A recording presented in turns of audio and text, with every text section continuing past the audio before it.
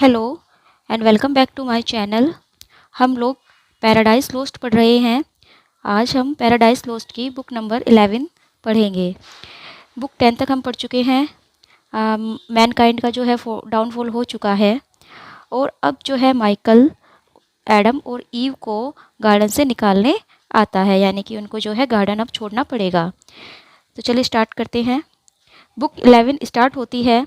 Adam और ewe जो है प्रेयर कर रहे हैं, वो भगवान से प्रार्थना कर रहे हैं कि मतलब वो मर्सी के लिए भगवान से जो है प्रार्थना कर रहे हैं। उनकी जो वो अपनी प्रेयर को फिनिश करते हैं। सन है, गॉड के जो सन है जीसस, वो उनकी प्रेयर को रिसीव करते हैं और फिर वो जो है फादर के पास यानी कि गॉड के पास उनकी प्रेयर को ले जाते हैं। गॉड प्रेयर सुनते हैं एडम और ईव की। फिर गॉड जो है माइकल को आज्ञा देते हैं कि वो जाए अर्थ पर और एडम और ईव को अर्थ से बैनिश कर दे, लेकिन नाइसली उनको बैनिश करे, यानी कि ऐसा नहीं है कि उनको ऐसे ही निकाल दे, उनको जो है नाइसली ट्रीट करे उनको जो है। और गॉड ये भी कहते हैं कि उनको जो है कुछ फ्यूचर के बारे में भी जो है वो विज़न दिखा दे कि फ्यूचर में मैनकाइंड के साथ क्या होने वाला है। गॉड कहते हैं कि ये जो प्योर पैलेस है, गार्डन ऑफ एडन है, जो ये एक प्योर पैलेस है और इस प्योर पैलेस में कोई भी जो है इम्प्योर नहीं रह सकता। और एडम और ईव जो है वो अब फ़िलहाल इम्प्योर हो चुके हैं, अब वो पहले की तरह प्योर नहीं है। तो प्योर पैलेस में कोई इम्प्योर नहीं रह सकता, इसीलिए जो है उनको जाना ही होगा। और लेकिन गॉड ये भी कहते हैं कि अगर वो एक गुड और मोरल लाइफ जीते हैं तो फिर वो यूनाइट कर सकते हैं वो गॉड के साथ आफ्टर देयर डेथ, यानी कि जब उनकी डेथ हो जाएगी तो उसके बाद वो गॉड के साथ यूनिट भी हो सकते हैं, लेकिन अगर वो एक गुड और जो है मोरल लाइफ अगर वो जीते हैं। तो माइकल जाते हैं।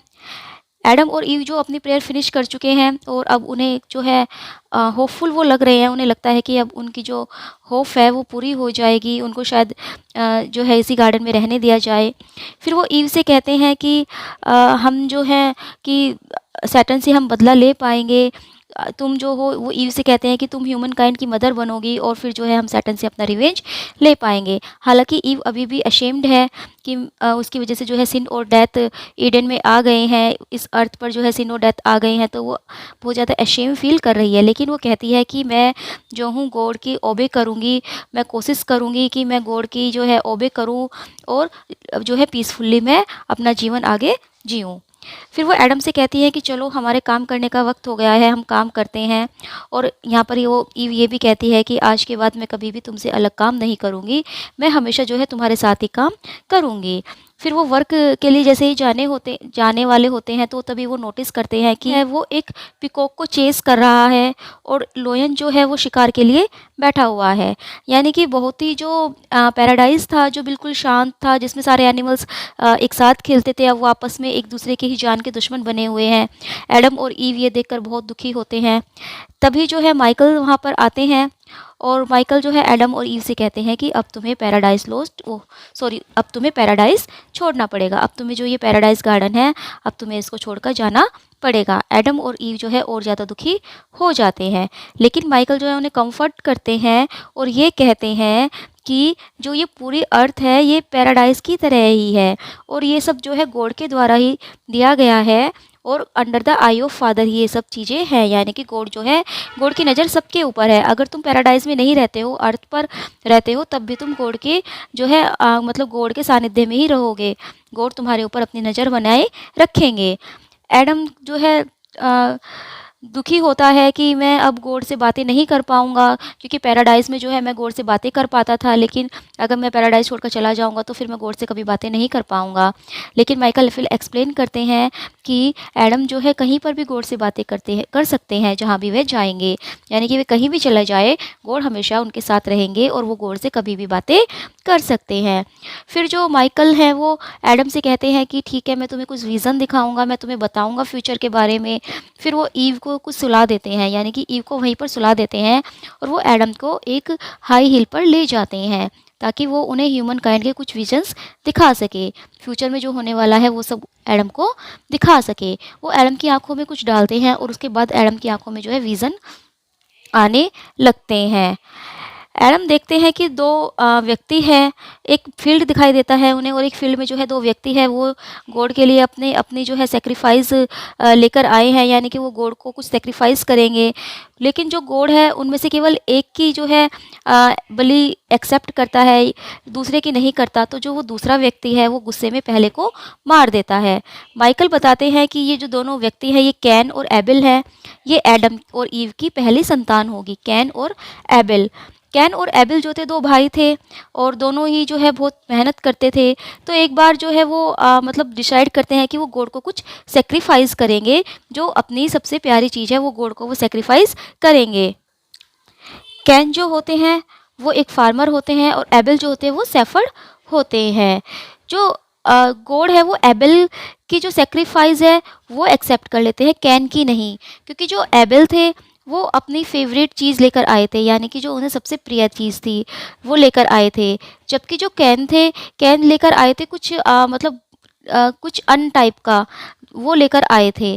तो गॉड जो है वो एबेल की सेक्रीफाइस को वो एक्सेप्ट करते हैं और इसी वजह से गुस्सा होकर कैन जो है वो एबेल को मार देते हैं। एडम ये सब देखकर शॉक होते हैं और पूछते हैं कि क्या यह डेथ है, क्या इसी को डेथ कहते हैं। तो माइकल कहते हैं कि हाँ ये डेथ है, लेकिन ये डेथ की केवल एक फॉर्म है और डेथ की जो है बहुत सारे रूप हैं, अलग अलग जो रूप हैं। फिर एडम एक लेज़र हाउस देखते हैं। लेज़र हाउस यानी कि एक तरह का जो हॉस्पिटल होता है जहाँ पर हर तरह के सिक पर्सन लेटे हुए हैं, हर तरह का बीमार व्यक्ति वहाँ पर है और ये सभी पीपल जो है ये धीरे धीरे मर रहे हैं। लेकिन जो डेथ है वो उन्हें ले जाने से रिफ्यूज़ कर देता है, यानी कि डेथ उन्हें नहीं लेकर जाता। एडम जो है रोने लगते हैं। एडम कहते हैं कि अगर यह डेथ है तो मैं चाहता हूँ कि, तो मुझे लगता है कि जो लाइफ वो कोई भी वर्थ योग्य नहीं है, यानी कि किसी भी योग्य नहीं है। क्या कोई और रास्ता नहीं है? तो माइकल फिर एडम को एक और सीन दिखाते हैं। इस टाइम जो सीन है उसमें वो दिखाते हैं कि कुछ गाइज हैं, कुछ लोग हैं जो कि एक टेंट के चारों ओर जो है एक बंच में बैठे हुए हैं। तभी वहाँ पर ए लॉट ऑफ वुमेन आ जाते हैं, यानी कि कुछ जो है वुमेन वहाँ पर आ जाती हैं और फिर वे सब जो है पेयर ऑफ करते हैं, वे सिंग करते हैं, डांस करते हैं और आपस में जो है वो शादी कर लेते हैं। एडम को ये देखकर कुछ डिलाइट महसूस होता है, यानी कि वो कुछ खुश होते हैं कि हाँ चलो कुछ तो अच्छा हो रहा है। लेकिन तभी माइकल उन्हें बताते हैं कि ये जो एक्चुअली एविल मैन है ये कैन के डिसेंडेंट्स हैं, कैन जिसने कि अपने भाई एबेल को मार दिया था। और ये जो लोग हैं ये केवल प्लीज़र के लिए जीते हैं, ये गॉड के लिए नहीं जीते। ये गॉड की जो है बिल्कुल भी गॉड को नहीं मानते, गॉड की पूजा अर्चना ये कुछ नहीं करते और ये जो है एज मतलब ये भी ऐसे ही मर जाएंगे। फिर माइकल जो है उसे एक अनदर विज़न दिखाता है। उसके बाद जो है एडम एक सिटी देखते हैं जिसमें बैटल हो रहा है, फाइटिंग हो रही है और बहुत सारा ब्लड वहाँ पर फैला हुआ है। एक गाय है जो कि खड़ा हुआ है और वो इस वॉर को रोकने की कोशिश कर रहा है, जिसका नाम इनोक है। दूसरा व्यक्ति आता है और उसको डराता है और उसे कहता है कि मैं तुम्हें मार दूंगा। तभी जो है गॉड आते हैं और उनको अपने साथ सेफली हेवन में लेकर चले जाते हैं।